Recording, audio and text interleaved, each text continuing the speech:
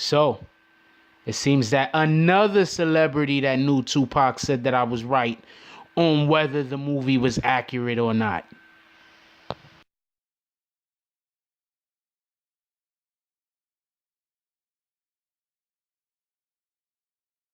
Hey, what's up? First thing I like to say is thanks for hitting the link and watching this video. It took time and effort to make this. Really do appreciate that. Also, if you don't mind, can you hit that like and subscribe? Hitting the like don't hurt none. You can hit it right before you see the video. Don't worry, you will be satisfied. Also, we trying to get some new things going on in this channel, and to do that, I need new equipment. And to do that, it would really help if you could give some kind of donation. If you can't, it's cool. It is what it is. We still appreciate your presence here. If you can, that would be very nice, and link is in the description. Anyway, right now, let's get to our regularly scheduled program. Hey, yo, I appreciate it if you could hit that like button right about now.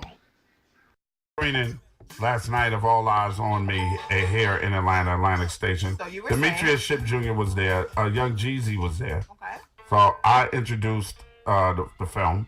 I introduced Young Jeezy. Young Jeezy introduced Demetrius. Demetrius introduced the film. I know, weird, right? Okay, but I saw the movie. I'm like, what was all that for? Because Young Jeezy's a big Tupac fan.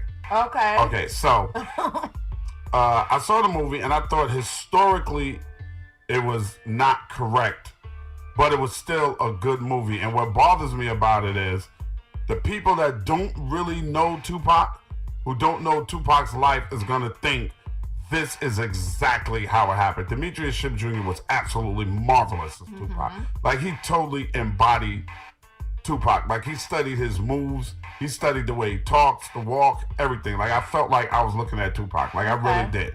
But historically, certain things were left out, and I'm really getting tired of women being left out of movies, especially when they played a pivotal role in a movie or in someone's life. Like, when they did Ray. When they did the movie Ray, they didn't leave out Ray Charles's discretions with other women while he was married. You know what's really interesting that you say that, though? Because I've seen a lot of really good movies, biopic movies, right, where they don't leave stuff like that out. Like, it was just 2 nights ago, I watched for the 50 millionth time the Johnny Cash story. Right. With Reese Witherspoon and Joaquin Phoenix. And his oh my goodness, his discretions are all up in there. Right. Everything. And it was a stickler point in his relationship. Yeah. And me watching All Eyes on Me, you leave out the fact that when he was really young and you guys were on the road, that you guys had a close friendship. Then you leave out that him and Yo-Yo had a relationship. Immediately after we got off tour. That was left out totally. Yeah, and they was like for real, they, you know this, they were a hip hop couple. They were in a real relationship. Yeah. Which I felt should have been in there somehow, some way. And then another woman that was very pivotal in his life that was left out was the woman Keisha Morris. Yes, that he married while he was in prison. Yeah. It was totally left out of the movie, and I didn't understand why. Right. Like, there was other stuff that I saw that I was like, oh, well, y'all could have cut that down. But the Keisha Morris part was a big part of his life. Yeah, it made news. Right, it made news. Yeah. And even if you show how it fell apart, how it wasn't good after, and how she felt about being left behind once he got out and got with Death Row. And the fact that they stayed in touch. Right. And there were times when he came to the area or whatever, he would call her and ask her to come over. Yeah, all that stuff was left out. So, and it was a lot of stuff too about, you know, they didn't show Mo Preem in it. They did his relationship. Wait a minute, back up. Mo Preem is his brother. Exactly. Is his brother by marriage. Yes. He wasn't in it. No, Stretch is not in that at all. Stretch was like butt and seat.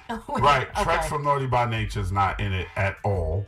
It's like, okay, but you're going to show all of this Death Row part, but what about all the homies he had when he was basically living, breathing every day in New York? And you put this Nigel part in there so much, but you left out all the homies he had while he was here, while he was in New York and recording and doing all of this stuff. And you left out the whole Hughes Brothers stuff. What about Poetic Justice and the Hughes Brothers fight? The directors that they had to fight with. When he went to court, right? And he went to court and he got convicted of that. That was like the first time we saw him in court, I think. Yeah. His first time. When he had the altercation with the Hughes Brothers and they subpoenaed the MTV rights for the tape. and I put my hand over his mouth to keep him from talking. That's one of the things that people remember my relationship with Tupac about. From covering his mouth. From covering his mouth when he came up to promote Juice, right? That wasn't in there. The whole Janet Jackson... The AIDS test controversy. That wasn't in it? No. Well, then, I got to admit, Ed, No. listening to all of the things that have been left out of the movie... But it's still a good movie. This is where I'm confused now, because I'm confused. I'm a stickler for historic facts in a biopic, and I'm confused as to why am I going again now that I know that all of these things are missing. Yeah. I'm just from the point of me knowing how much of a part. Maybe it'll be better for the millennials because they don't know. Maybe because. But they should know that Tupac was married. Yeah, you're right. It should have been, if you're going to do a movie on his life, how do you skip his one and only marriage? Right. He didn't marry anybody else. No matter how he felt about Kidada, he never got around to marrying Kidada. Right. No matter how much he felt for Jada, him and Jada, they were never married. He married Keisha. How do you leave that out? It's a slap in the face to her. And it's a slap in the face to his story. Right. How do you leave out the fact that Michelle A was such a huge part of Dr. Dre's life when you did Straight Outta Compton? Yeah, and JJ Fad. Exactly. I'm not worried about the dudes. I spoke to Stretch's brother Chris yesterday. He was like, yo, as long as they ain't trying to play my brother in the movie. I was like, your brother's not in the movie at all. He was like, well, that sucks, but as long as they ain't trying to play my brother, I'm good. But how do you leave out the woman that he married? Right. Tupac was only married one time. He had no children. He married one woman. That was Keisha. How do you totally leave her out of his story? It's impossible. It happened.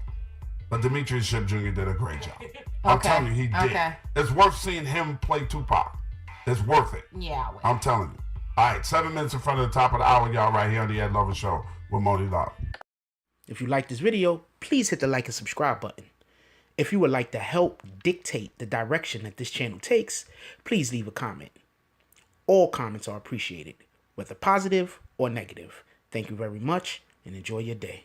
And remember, positive thoughts cause for positive things to happen. Let's get it.